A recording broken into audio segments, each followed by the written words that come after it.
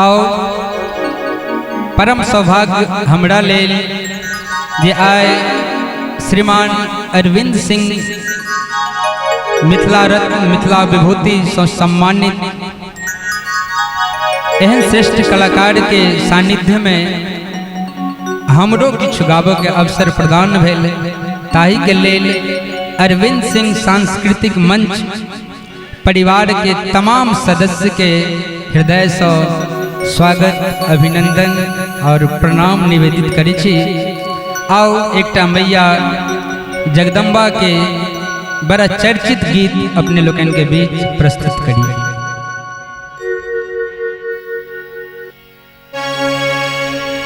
नमामि काली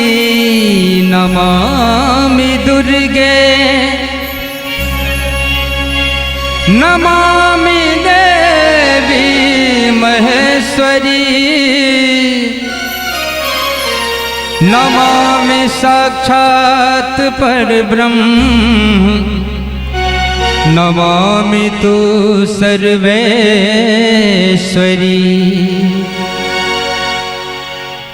वरदान अहाँ सो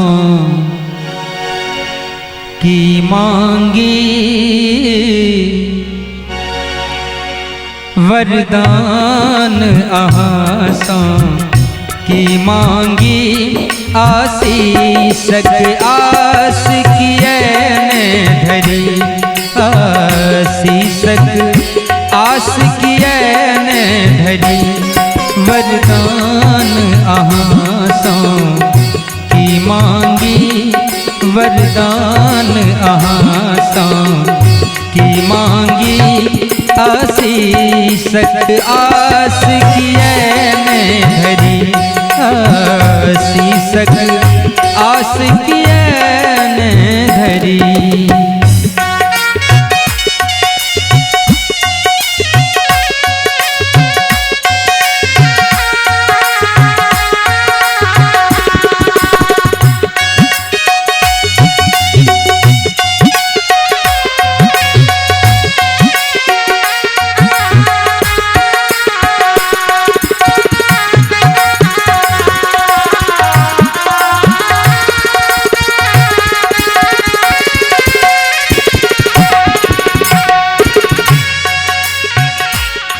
यदि पूत कपूत भय जग में कहूँ माता कुमाता कतौ न सुनी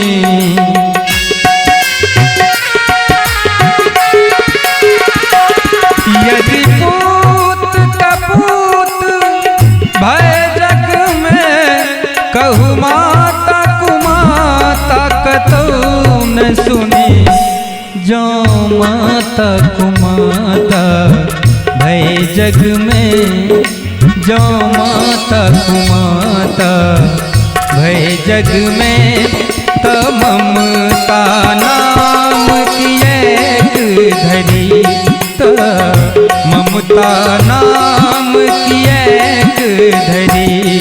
वरदान अहाँ सो की मांगी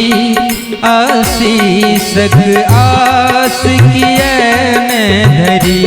आशीषक आस किए धरी।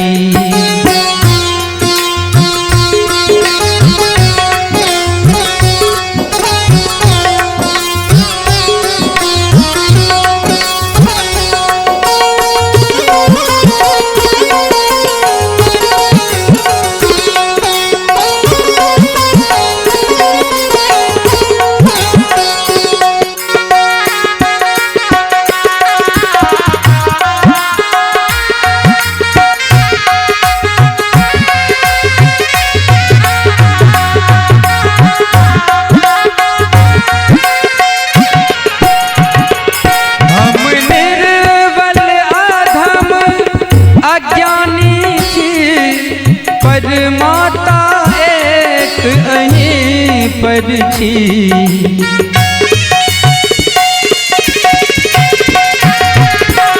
हम निर्बल अधम अज्ञानी छी पर माता एक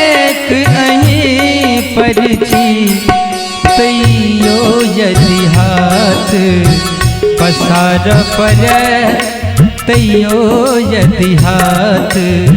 पसार पर अनुरोध कहूँ ककरा सौ करी अनुरोध कहूँ ककरा सौ करी वरदान अहाँ सौ की मांगी आशीषक आस किए धरी आशीषक आस किए धरी।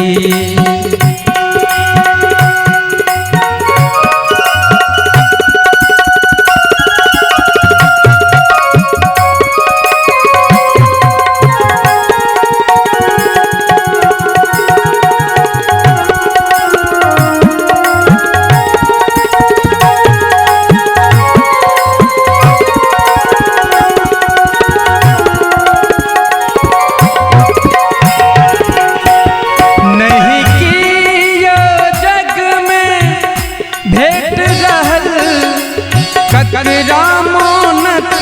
हम बात करी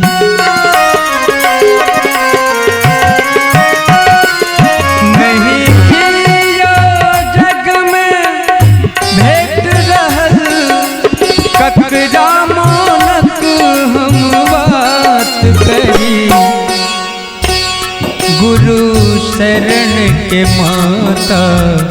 सुन विनती गुरु शरण के माता सुन विनती